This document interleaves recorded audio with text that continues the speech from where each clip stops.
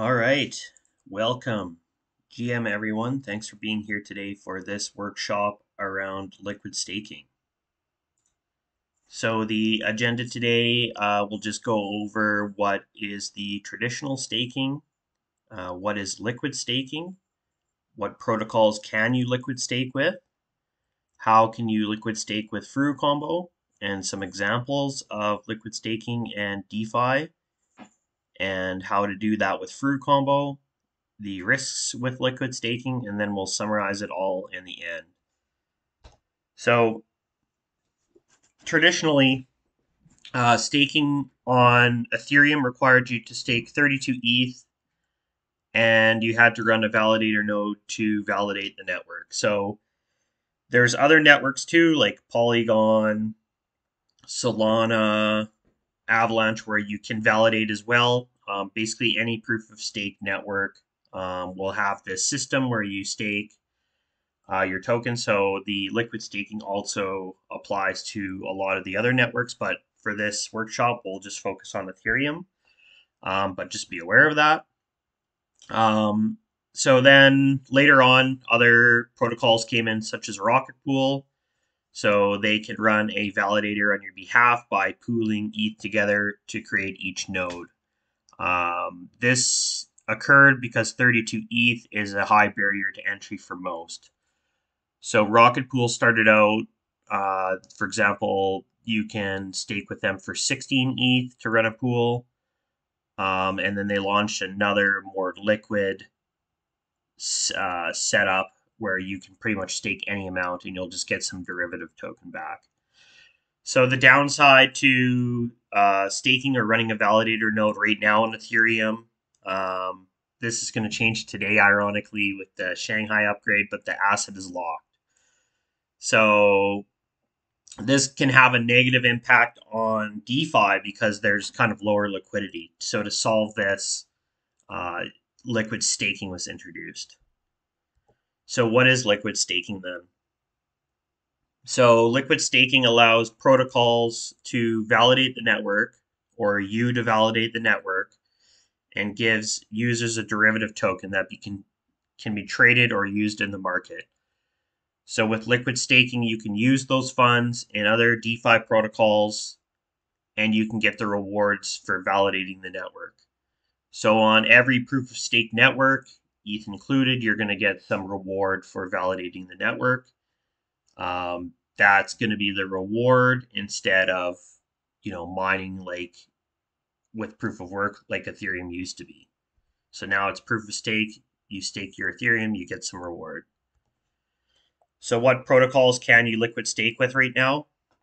The top ones are, at least in DeFi, are Lido, Rocket Pool, Frax, and Stakewise. I listed in terms of TVL here, so Lido's the largest by a pretty significant margin. Next is the Coinbase wrapped staked ETH, so you could stake your tokens right on Coinbase. Next in line is Rocket Pool, then Frax, and smallest is Stakewise. There's a couple more underneath, but we'll just focus on these four in this workshop. So the first one is Lido. So you can stake any amount of ETH and you'll get access to STETH. So this is the derivative token that's tradable in the market. There's pools where you can use STETH and get additional rewards. But you're going to get a 4.7% APR by staking your Ethereum with Lido. So right now there's over 11 billion staked, and there's almost 300,000 stakers, and then it will include Ethereum. You can use Lido with Polygon, Solana, and a few other networks as well. But again, the majority of funds staked on Lido is going to be on the Ethereum network. So the market cap of the staked Lido, as mentioned before, is about 12 billion. Yeah, and right now it's ranked number 9 on CoinMarketCap. So it's quite large liquidity. There's quite a large amount of people staking. So again, all this staked Ether will be unlocked in the Shanghai upgrade today. So it'll be interesting to see how that plays out. But again, staked Ether will still be useful because you're still going to get the extra APR or APY from validating the network. So it's not like with the Shanghai upgrade, this is going to go away.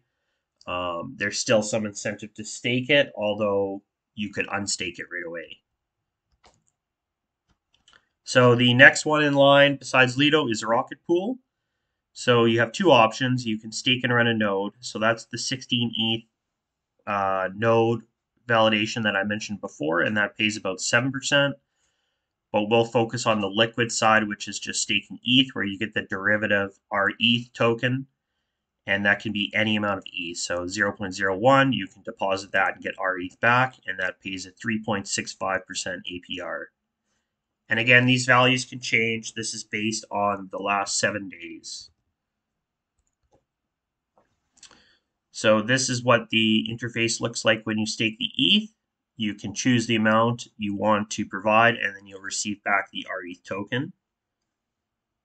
And that's right from the Rocket Pool website. Next is Frax Ether. So that's paying a 5.69%. And the token you'll get back from that is the SFRX ETH token. And then they also run a Frax ETH token pool right directly on their website as well. So we'll kind of go over some strategies with that. But this is what their interface looks like. And you can stake the ETH directly on the Frax finance website.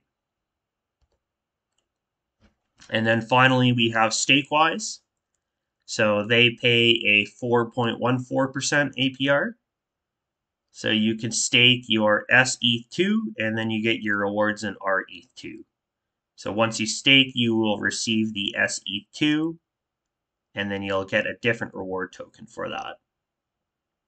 So this is what their interface looks like. And then they also have a 10% staking fee. So that will be taken from the total amount that you'll receive as a fee for their service. So that'll be a reduction in your rewards. But still, overall, they're paying a 4.14% APR. So if you do want to provide a deposit to Lido, you can do so from the Furucombo interface. There's a deposit cube on Ethereum side. So you input any token amount of Ethereum in the deposit cube, and then you'll be outputted with STETH. And the APY again on that is 4.7%. So that would be basically the first step, is making deposit. So you make a deposit, 2 ETH in there, you'll get 2 STETH out. You can choose to leave it, or you can choose to provide it to a different protocol and earn even more rewards on that. And that's typically going to be the benefit of having a liquid derivative token, is to earn the APY on both staking and providing it to some DeFi platform. So we're going to look at what that looks like here. So the first option is Frax. So again, with Frax, you can get a staking return of 5.69%, and you can put that in the Frax ETH pool, and that's going to return a 6.68% return. So therefore, if you took $10,000 and you stake half of it in Frax, because you're going to want to pool this after, right? So you're only going to want to stake half in the liquid staking, and then you're going to want to take another half of just ETH, and then you're going to want to pool that to get the rewards. So if you pool it, you're earning 5.69% on the staking and 6.68% on the pooling. Now, the interesting thing about this is you're staking, say, in this example, $5,000. You're getting a $5,000 back in a derivative token. So now you can take that 5,000 plus the 5,000 you put aside for a total of 10,000. So you're basically getting rewards on $15,000 worth from your 10,000. So that's quite interesting. So the average of that is 6.7% or 6.27% APY, which is a return of $940.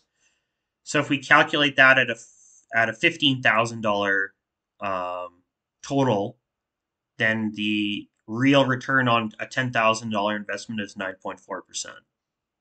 So it's quite good to stake in this protocol here.